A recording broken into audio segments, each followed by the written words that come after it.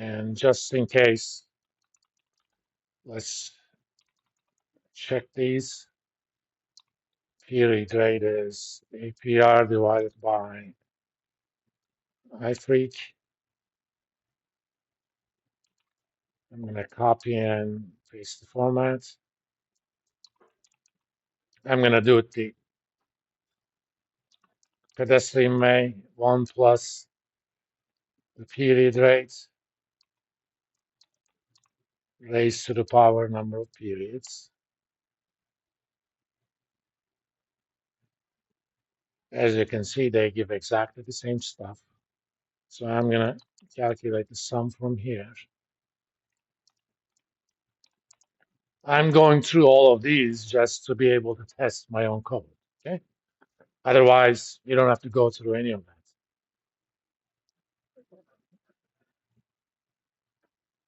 All right.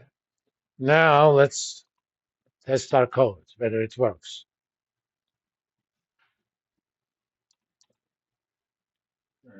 Here's PV growth annuity.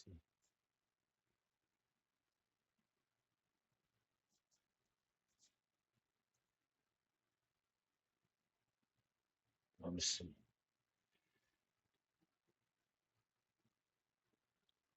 I don't know why I have this book one open.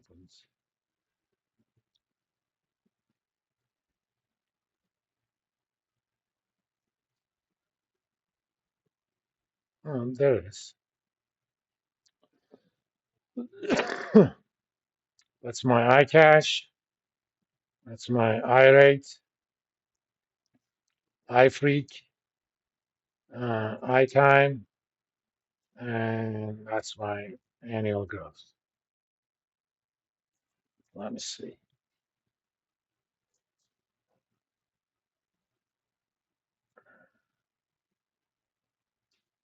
Oh, me idiot. This one was formatted as a double.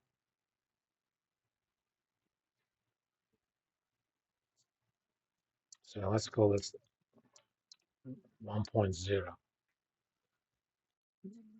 just to make it double right there.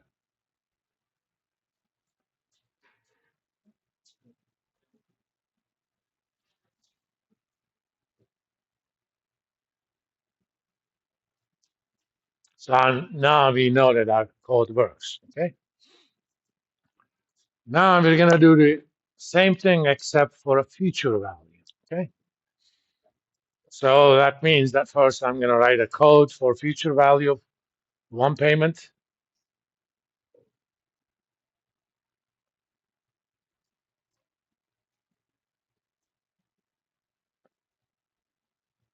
So being a lazy son of a gun,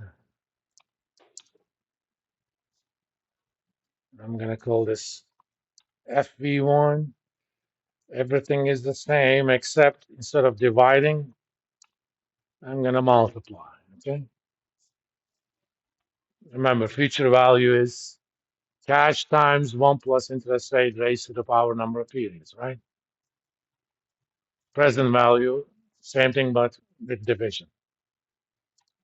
So I'm going to take this.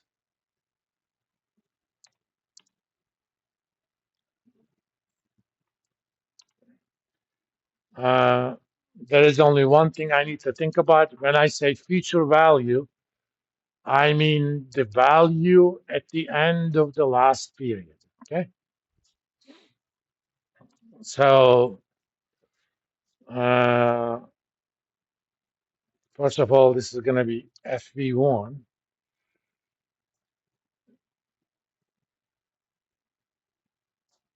And this is going to be IRO minus, well, let me see.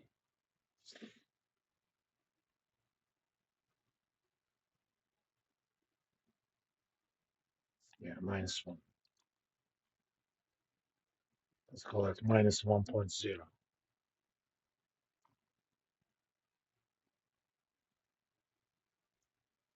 The reason is, let's think about the annual, okay?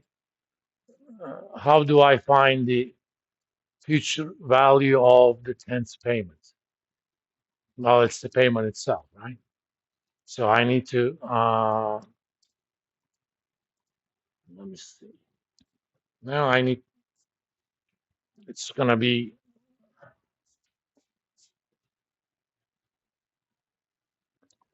I need to be careful about that. I parry minus IRO times 1.0 because I define it as a double in the code. Otherwise, it wouldn't have mattered. So for the 10th one is IRO is going to be 10. I'm raising to the power 0, which is exactly what I want. The future value of the first payment at the end of year 10, I'm going to take that because I get it at the end of year 1. I need to compound it for 9 years. So that would be 10 minus 1. That'll be 9. That's it. We're done. And let's test that. And of course, don't leave these.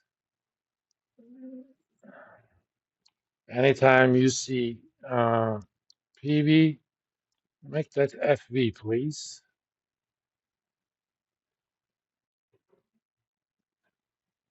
Because I defined the function as FV, it wouldn't know what PV Grove annuity was.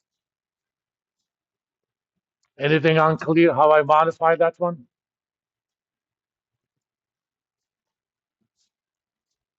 Guys, I don't have to tell you this all the time. Remember, you pay my salary, okay? I get paid exactly the same whether you ask questions or not. So you might as well. And I have two general rules. One, there are no stupid questions. Actually, there is the one you didn't ask. And two, there are no stupid comments. Okay. And sometimes the fact that you make somewhat of a nonsensical comment may be a sign that I haven't done a good job of explaining. Not all the time, but sometimes. So don't be afraid. That's how you learn, by making mistakes. Okay. Now let's do the same thing for FV. So I'm gonna take that money. I'm gonna raise that to the power that. In this case, I already know what the answer is. 16 minus that.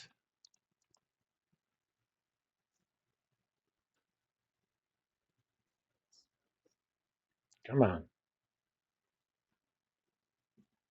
Oops, I was in the wrong place.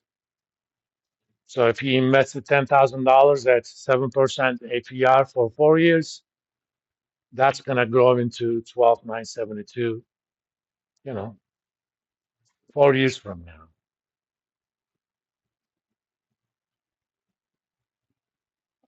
I missed something. Oh, yeah.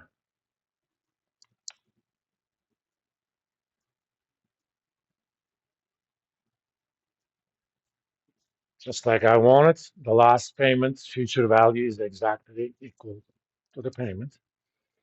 So let's add them up. This was our pedestrian way of um, getting the future value. Alternatively,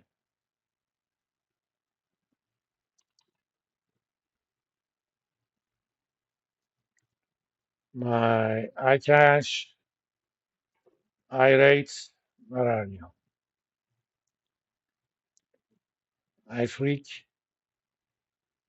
iTime, and iGrow.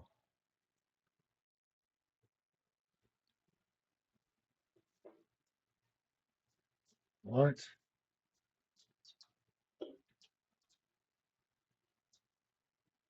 Oh, see, I haven't changed this one, so it's raised a ruckus. I refer to PV in an FV function. It doesn't know what it is.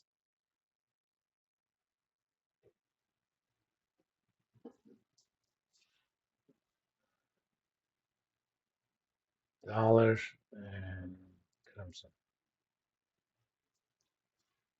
So it's doing what you want. All right. Now, why are these important? Now, well, let me see how much time I have. Good. We can set up the basic stuff today. We'll do automatization on what you want to call Thursday.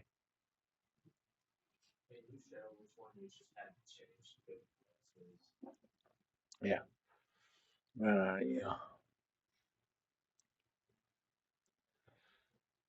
On the FE1, this was, since I copied it, it was PV1, but that function doesn't know anything about PV1. I just forgot to replace that one, just like I did it on this one. You know, when you do copy paste, you gotta change it in all of them. I haven't, so I didn't know what it was. For Excel, it's just a function. You can't use function itself on the left-hand side. On the right-hand side, you can use it with arguments. All right, now let's go here. We're gonna do a little template, okay? On this template, I'm gonna have some inputs. In fact, let me put it all here. Annual percentage rate.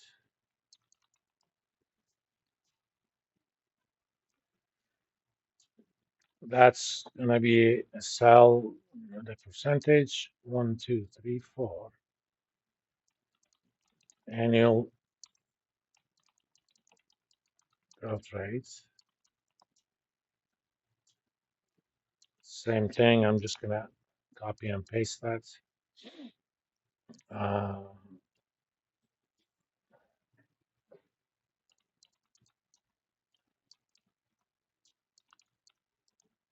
First payment.